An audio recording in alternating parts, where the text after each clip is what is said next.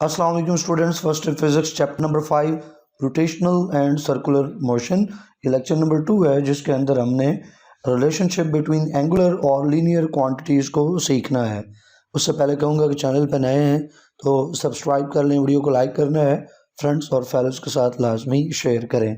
बच्चों, ये जो लेक्चर है इसके अंदर जो हमने रिलेशनशिप पढ़ना है एंगुलर लीनियर क्वांटिटीज़ में, ये एग्ज़ाम्स के लिए इस तरह से इम्पॉर्टेंट है कि यहाँ से आम तौर पे शॉर्ट क्वेश्चन आ जाता है और दो क्वांटिटीज़ का रिलेशनशिप आपसे पूछ लिया जाता है कि ड्राइव करके दिखाएं, प्रूव करें, जस्टिफाई करें इस रिलेशनशिप को। तो इसलिए आपने इसको अच्छे अंदाज से तवज्जो से सीखना है ताकि अगर शॉर्ट क्वेश्चन में आ जाए तो उसको आप आंसर कर सकें। टॉपिक है हमारा relation between angular and linear quantities, और सबसे पहले हमने इसकी थ्योरेटिकल जस्टिफिकेशन देनी है। लफ्ज़ों से अगर हम साबित करना चाहें कि दोनों तरह की क्वांटिटीज़ आपस में रिलेटेड हैं, तुम्हारा क्या आंसर होगा? तो बच्चों, एंगुलर क्वांटिटीज़ और लीनियर क्वांटिटीज़ रिलेटेड हैं एक दूसरे के साथ। स्टेटमेंट लिखने के बाद एग्जाम्पल से हमने इसको जस्टिफाई कर देना है। एग्जाम्पल एक कार की लें जो मूव कर रही है। यहाँ पे हम साइड पे ड्रॉ कर लेते हैं एक सिंपल सी डायग्राम, रफ सी। रोड के ऊपर एक पाथ के ऊपर ये अगर बॉडी है जिसने फॉरवर्ड डायरेक्शन में मूव करना है, फॉरवर्ड डायरेक्शन में मूव करी और यहाँ पे उसके दो व्हील्स हम ड्रॉ कर लेते हैं। अब बच्चों, ये जब गाड़ी या कार फॉरवर्ड डायरेक्शन में मूव करेगी तो इसके जो व्हील्स हैं वो रोटेट करेंगे। व्हील्स की रोटेशन है, व्हील्स रोटेट करेंगे तो व्हील्स के जो पार्टिकल्स हैं वो सर्कुलर मोशन में मूव करेंगे। यही हमारी आगे वाली लाइन है कि जब कार मूव कर रही है तो उसके व्हील्स रोटेट करते हैं, व्हील्स के पार्टिकल्स सर्कुलर मोशन शो करते हैं। अब बच्चों, अगर इन व्हील्स की रोटेशन तेज़ हो जाए, ये व्हील्स ज़्यादा तेज़ी से घूमना शुरू कर दें, तो ये गाड़ी भी ज़्यादा तेज़ी से आगे लीनियर मोशन में जाएगी। इसका मतलब है कि व्हील्स की सर्कुलर मोशन तेज़ होगी तो गाड़ी की लीनियर मोशन भी तेज़ हो जाएगी। तो इसका मतलब क्या हुआ कि दोनों आपस में रिलेटेड हैं, डिपेंडेंट है एक दूसरे के ऊपर। अब अगर इंडिपेंडेंट होते, एक दूसरे के साथ रिलेशनशिप ना होता, तो व्हील्स के तेज़ या स्लो होने से गाड़ी की स्पीड पे फ़र्क नहीं पड़ना चाहिए था। लेकिन असल में क्या हो रहा है, हकीकत में यह है कि जब व्हील्स की रोटेशन बढ़ती है, वो तेज़ होते हैं, तो उससे जो कार है उसकी लीनियर मोशन भी तेज़ होती है। तो इसका मतलब दोनों आपस में इंटर रिलेटेड है। कार मूव सम लीनियर डिस्टेंस, और जब आप कार की स्पीड इंक्रीज करते हो तो कार की स्पीड इंक्रीज करने का मतलब रोटेशन व्हील की तेज होना, और रोटेशन व्हील्स की तेज होगी तो उससे linear acceleration, linear displacement, linear velocity, acceleration, ये तमाम चीज़ें इंक्रीज होंगी by increasing the rotation of wheels. तो ये जस्टिफिकेशन है इन टर्म्स ऑफ वर्ड्स कि आपस में इंटर रिलेटेड है दोनों तरह की इमोशंस, दोनों तरह की क्वांटिटीज़। अब वन बाय वन इनका हम रिलेशनशिप सीखेंगे। तो सबसे पहले एंगुलर डिस्प्लेसमेंट और लीनियर डिस्प्लेसमेंट का रिलेशनशिप। तो हमने प्रीवियस लेक्चर के अंदर एक टॉपिक सीखा है जिसके अंदर हमने एंगुलर डिस्प्लेसमेंट को निकाला। Angular displacement theta is equal to s by r. S क्या है? आर्क लेंथ है, और जब आर्क लेंथ शॉर्ट हो तो ये लीनियर हो जाती है। तो इसका मतलब है एस यहाँ पर रिप्रेजेंट कर रहा है लीनियर डिस्प्लेसमेंट को, लीनियर क्वांटिटी को, और थीटा जो है वो एंगुलर डिस्प्लेसमेंट को रिप्रेजेंट कर रहा है। तो इन दोनों में relationship theta is equal to s by r. और अगर हम एस को एक तरफ करना चाहें तो आर को लेफ्ट हैंड साइड पे जाके मल्टीप्लाई कर दें, तो s will be equal to r theta. ये है वो फार्मूला जो इंटरलेट करता है एंगुलर डिस्प्लेसमेंट और लीनियर डिस्प्लेसमेंट को। यहाँ पे बच्चों, जो एस यानी लीनियर डिस्प्लेसमेंट, आर रेडियस और थीटा एंगुलर डिस्प्लेसमेंट, तीनों एक दूसरे के परपेंडिकुलर हैं, तीनों के दरमियान में 90 डिग्री का एंगल है। ये फिगर देखें आप जो साइड पे, राइट हैंड साइड पे बना है बच्चों। यहाँ पे किसी अगर बॉडी यहाँ पे मौजूद है तो इस पॉइंट पे जो टेंजेंट है ना बच्चों, उस टेंजेंट के ऊपर सामने रखे तो ये उसकी डिस्प्लेसमेंट है, लीनियर डिस्प्लेसमेंट, उसकी डायरेक्शन लीनियर डिस्प्लेसमेंट टेंजेंट के ऊपर। और जो रेडियस है वो सेंटर से लेके इस पॉइंट तक यहाँ पे मौजूद है, ये रेडियस की डायरेक्शन। तो यहाँ एंगल क्या हो गया 90 डिग्री का, और यहाँ पे भी एंगल है 90 डिग्री। ये जो एस है लीनियर डिस्प्लेसमेंट, ये एक्चुअल में यहाँ जी एक्सिस के ऊपर होता है, तीसरा एक्सिस। यहाँ पे इसको आप उठा के तो इधर आप इसको ड्रॉ कर सकते हो जी एक्सिस के ऊपर। तो तीनों एक दूसरे के परपेंडिकुलर हैं। इसको हम यूं भी बात कर सकते हैं एक और अंदाज से कि ये जो एंगुलर डिस्प्लेसमेंट थीटा और जो रेडियस आर है बच्चों, इनकी जो प्लेन बन रही है ना, ये इनकी प्लेन बन गई, इस प्लेन के परपेंडिकुलर है कौन बच्चों, द लीनियर डिस्प्लेसमेंट एस। तो linear displacement is perpendicular to the plane formed by r and theta. जैसे फार्मूले में नज़र आ रहा है, आर मल्टीप्लाइड बाय थीटा, ये दोनों मल्टीप्लाई हुए, इन्होंने एक प्लेन बनाई और उसका रिजल्ट जो है वो एस है, और एस इन आर और थीटा की प्लेन के परपेंडिकुलर है, 90 डिग्री के एंगल के ऊपर है। बच्चों चैप्टर नंबर 2 में हमने वेक्टर्स पढ़े थे। वेक्टर्स को मल्टीप्लाई करके हमने दो प्रोडक्ट्स हासिल की थी। एक प्रोडक्ट थी स्केलर प्रोडक्ट और एक थी वेक्टर प्रोडक्ट। अगर आप वेक्टर प्रोडक्ट को रिकॉल करें तो आप वहाँ से रिकॉल करते हुए ज़रा याद करें कि दो वेक्टर्स को जब आप मल्टीप्लाई करते हो तो रिजल्ट भी एक वेक्टर होता है वेक्टर प्रोडक्ट में। यहाँ पे भी बिल्कुल ऐसा ही है। आर एक वेक्टर है बच्चों रेडियस, और थीटा एक और वेक्टर है दूसरा वेक्टर, और जो एस है लीनियर डिस्प्लेसमेंट वो भी एक वेक्टर क्वांटिटी है। तो असल में दो वेक्टर्स मल्टीप्लाई होके आर और थीटा एक थर्ड वेक्टर जो है वो प्रोड्यूस कर रहे हैं, रिजल्ट दैट इज एस। तो आप इसे in terms of vector products भी देख सकते हो। और वहीं पे चैप्टर 2 के अंदर हमने सीखा था कि ये जो तीनों वेक्टर प्रोडक्ट्स में तीनों वेक्टर्स जो दो मल्टीप्लाई हो रहे हैं और तीसरा जो बन रहा है वो तीनों एक दूसरे के परपेंडिकुलर होते हैं। अगर आपको भूल गया तो चैप्टर 2 में जाके वेक्टर प्रोडक्ट्स को ज़रा देखें वहाँ पे, तो आर और थीटा जो दो वेक्टर्स मल्टीप्लाई हो रहे हैं और उनका एक जो रिजल्ट आ रहा है वेक्टर, वो उनकी प्लेन के परपेंडिकुलर है, जैसे यहाँ पे हम बात कर रहे थे। तो इसको इन टर्म्स ऑफ वेक्टर भी आप देख सकते हो।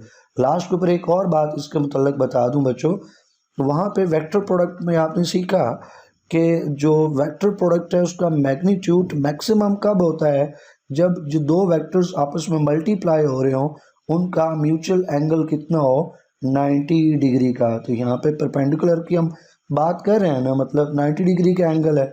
क्यों यहाँ पे 90 डिग्री का एंगल होना चाहिए बच्चों, क्योंकि जब हम साइन फंक्शन मालूम करते हैं 90 डिग्री का, साइन 90 फाइंड करते हैं, तो साइन 90 इज इक्वल टू 1।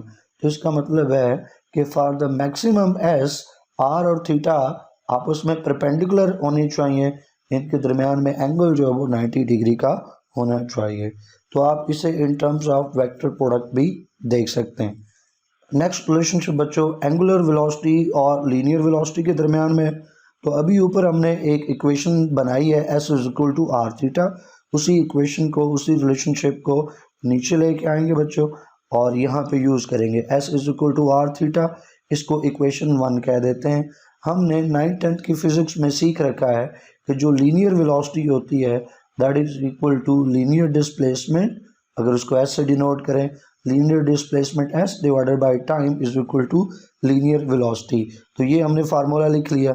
अब यहाँ से भी एस को अलग करते हैं तो टी को लेफ्ट हैंड साइड पे मल्टीप्लाई कर दें तो एस इक्वल हो जाएगा वी इंटू टी के। इसको इक्वेशन 2 कह देते हैं बच्चों। इक्वेशन 1 और इक्वेशन 2 को कंपेयर करें तो दोनों इक्वेशन की लेफ्ट हैंड साइड्स इक्वल हैं, तो बच्चों राइट हैंड साइड्स भी इक्वल होनी चाहिए। तो दोनों इक्वेशंस को कंपेयर करके राइट हैंड साइड्स इक्वल कर देते हैं, तो v t is equal to r theta. यहाँ से हमने वी को अपनी साइड पर रहने देना है, टी को हम राइट हैंड साइड पे लेके जाते हैं, तो टी जो है वो आर थीटा को डिवाइड कर देगा, तो r theta divide by t हो गया। अब यहाँ से आर को हम साइड पे लिख सकते हैं, तो देखें आर को हमने साइड पे लिख दिया और थीटा बाई टी अलग कर दिया। और थीटा बाई टी क्या है बच्चों, थीटा बाई टी, थीटा है एंगुलर डिस्प्लेसमेंट और टाइम टी टाइम है, तो angular displacement divided by time is equal to angular velocity omega. तो थीटा बाई टी हटाएंगे और उसकी जगह ओमेगा लिख देंगे, तो v is equal to r omega. ये हमारे पास रिलेशनशिप आ गया लीनियर वेलोसिटी और एंगुलर वेलोसिटी के दरमियान में। जैसे ऊपर हमने डिस्प्लेसमेंट की बात की थी, वहीं हमारे 3 पॉइंट्स बच्चों यहाँ पे एंगुलर वेलोसिटी और लीनियर वेलोसिटी के दरमियान में होंगे। यहाँ 3 चीज़ें v, r और ओमेगा बच्चों तीनों एक दूसरे के परपेंडिकुलर हैं, जैसे आपको इस राइट साइड पे डायग्राम पे नज़र आ रहा है। अगर यहाँ पे बॉडी मौजूद है तो आप इस जगह पे टेंजेंट ड्रॉ करें, तो टेंजेंट की जो डायरेक्शन होगी वही बच्चों इस वेलोसिटी की डायरेक्शन होगी, लीनियर वेलोसिटी की। रेडियस तो आपको पता है कि किस डायरेक्शन पे ड्रॉ करना है, ये रहा r। तो जो ओमेगा है द एंगुलर वेलोसिटी वो बच्चों इन v और r के परपेंडिकुलर होगी, तीसरे एक्सिस के ऊपर होगी। अगर v को हम यहाँ पे टेंजेंट से हटा के हम एक्सिस के ऊपर लाएं तो यहाँ पे भी हम इसको बना सकते हैं। अगर हम 3 एक्सिस बनाना चाहें, x एक्सिस, y एक्सिस और z एक्सिस, चले मैं बना के दिखा देता हूँ ताकि किसी तरह की कन्फ्यूजन ना रहे। तो 3 एक्सिस बच्चों यहाँ पे हम बना लेंगे, x एक्सिस, y एक्सिस और z एक्सिस। तो अगर ये पॉइंट बच्चों r के लिए, ये v के लिए, चले यहाँ पे हम हेड भी लगा देते हैं। तो ओमेगा बच्चों यहाँ पे होगा इस जगह पे। तो तीनों एक दूसरे के परपेंडिकुलर हैं। यहाँ 90 डिग्री का एंगल, इन दोनों में भी 90 डिग्री का, इन दोनों में भी 90 डिग्री का एंगल। तो ये आपने सीख लिया कि तीनों के दरमियान में एंगल कौन सा है, 90 डिग्री का। फिर जो v है, v बच्चों वो परपेंडिकुलर है किसके, r और ओमेगा की प्लेन के। ये भी बिल्कुल वैसी बात है जैसे ऊपर हमने डिस्प्लेसमेंट के केस में की थी। मैं ज़रा इसको इरेज कर दूं ताकि दोबारा आपको समझा दूं। यहाँ पे देखें जो v है वो एक वेक्टर है, द लीनियर वेलोसिटी, रेडियस भी एक वेक्टर है, ओमेगा भी एक वेक्टर है, एंगुलर वेलोसिटी।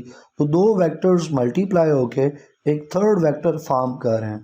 तो थर्ड वेक्टर v बच्चों वो कहाँ पे होगा, r और ओमेगा जो मल्टीप्लाई हो रहे हैं, तो ये मल्टीप्लाई होके एक प्लेन बना रहे हैं, r और ओमेगा की एक प्लेन बनेगी।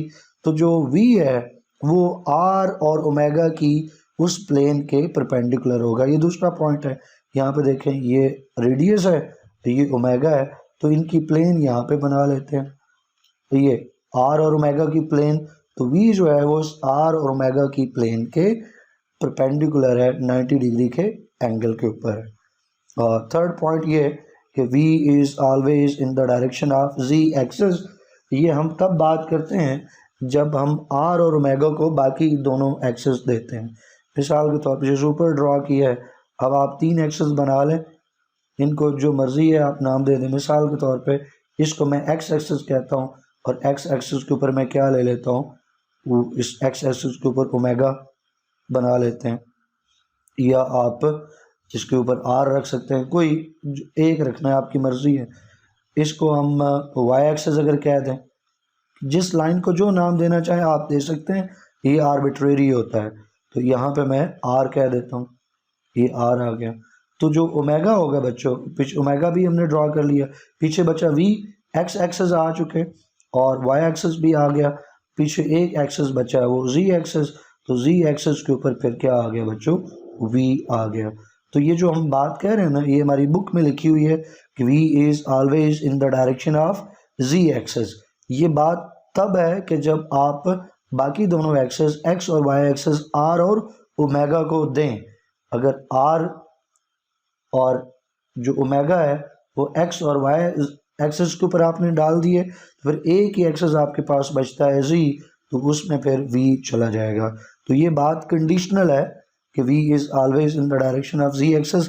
बुक वाले ने लिख तो दी, लेकिन ये बात कंडीशनल है। और कंडीशन क्या है, कंडीशन ये है कि ये बात तब ठीक होगी जब r और ओमेगा बाकी दोनों एक्सिस के लिए हमने फिक्स किए हों, तो z एक्सिस बचेगा वो फिर v के लिए हो जाएगा। अब नेक्स्ट चीज़ है डायरेक्शन ऑफ एंगुलर वेलोसिटी। तो एंगुलर वेलोसिटी की आपने अगर डायरेक्शन फाइंड करनी है ओमेगा की, तो राइट हैंड रूल से आप फाइंड कर सकते हैं। ये बात हो सकता है आपसे शॉर्ट क्वेश्चन में पूछ ली जाए, तो राइट हैंड रूल हमें एंगुलर वेलोसिटी की डायरेक्शन बताएगा। कैसे बताएगा, राइट हैंड रूल के मुताबिक आप राइट हैंड की जो फिंगर्स हैं उनको कर्ल करें in the direction of rotation. यहाँ पे हमारे पास एक डिस्क है, तो ऊपर इसलिए डिस्क लिख लिया। ये डिस्क है, डिस्क बच्चों एंटी क्लॉकवाइज रोटेट कर रही है। एंटी क्लॉकवाइज समझते हैं ना, एक होता है क्लॉकवाइज, जिस तरह घड़ी की सुई या आर्म्स मूव करते हैं ऊपर से नीचे की तरफ, वो क्लॉकवाइज है। इसके अगर बिल्कुल अपोजिट जाए तो इसको एंटी क्लॉकवाइज कहते हैं या काउंटर क्लॉकवाइज भी इसको कहते हैं। तो ये जो इस वक्त डिस्क की रोटेशन है बच्चों, ये एंटी क्लॉकवाइज है या इसको काउंटर क्लॉकवाइज बोलते हैं। तो आप अपने राइट हैंड की फिंगर्स को डायरेक्शन ऑफ रोटेशन में कर्ल कर दें। जैसे यहाँ पे राइट हैंड आपको नज़र आ रहा है, राइट हैंड की जो फिंगर्स हैं ये भी एंटी क्लॉकवाइज हो गई, ये भी काउंटर क्लॉकवाइज हो गई in the direction of rotation. तो जो थंब है बच्चों, थंब पॉइंट आउट करेगा to the direction of omega the angular velocity.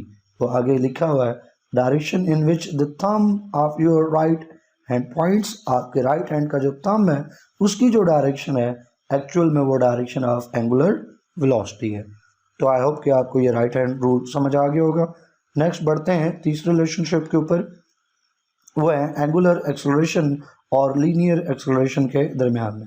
अभी हमने ऊपर एक रिलेशनशिप निकाला लीनियर वेलोसिटी और एंगुलर वेलोसिटी का, वही रिलेशनशिप बच्चों नीचे आ जाएगा, v is equal to r omega.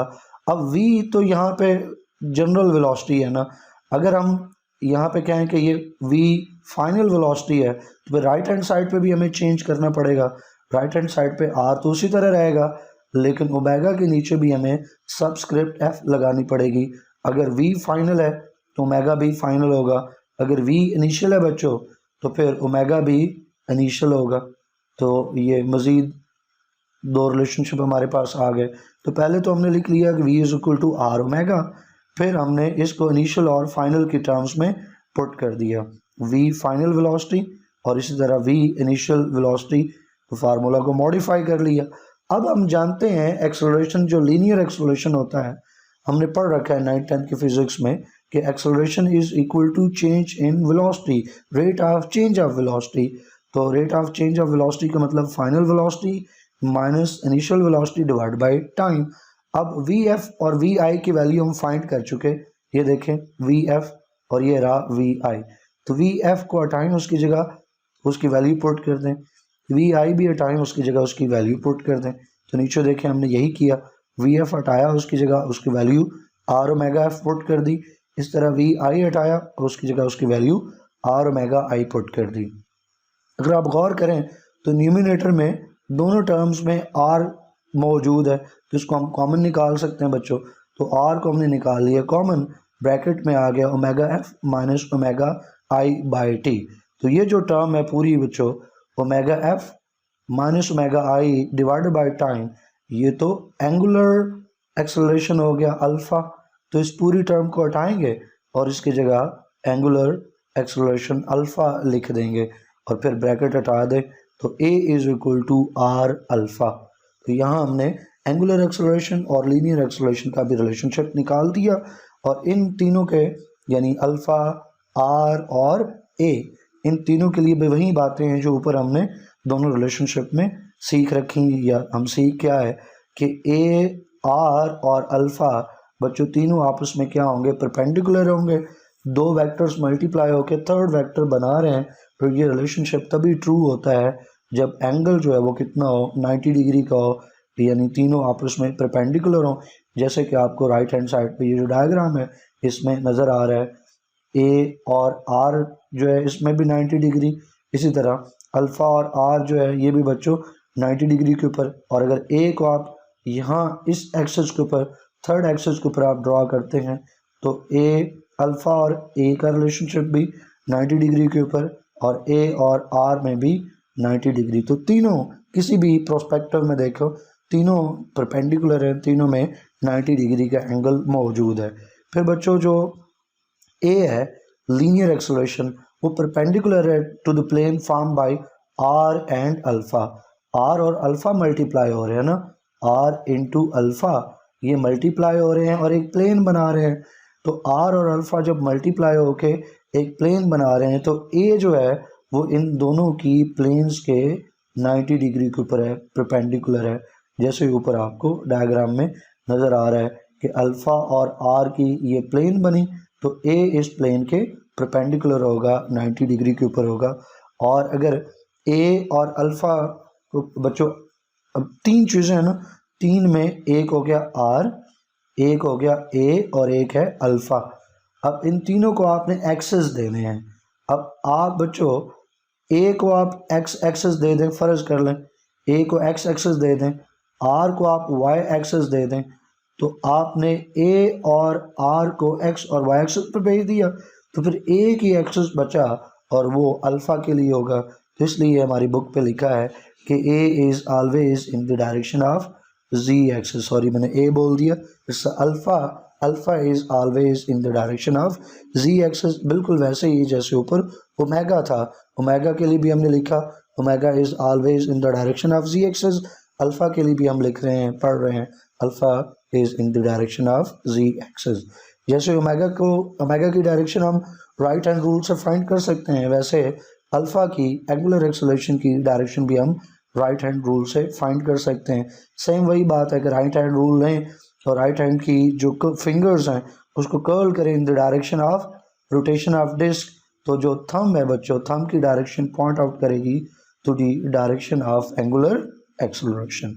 यहाँ पे ये लेक्चर मुकम्मल हुआ, लेकिन अभी मैं आपको एक और चीज़ बताना चाहता हूँ, वो ये कि आप गौर करें बच्चों, तो जो तीन हम रिलेशनशिप पढ़े, s is equal to r theta, v is equal to r omega, a is equal to r alpha, इन तीनों में गौर करें तो राइट हैंड साइड पे दो चीज़ें मौजूद हैं।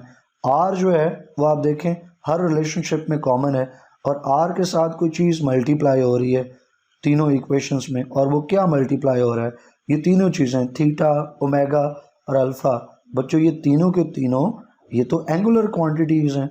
इसका मतलब है कि जब हम किसी एंगुलर क्वांटिटी को आर से मल्टीप्लाई कर देते हैं तो हम कॉरस्पॉन्डिंग लीनियर क्वांटिटी ऑब्टेन कर लेते हैं।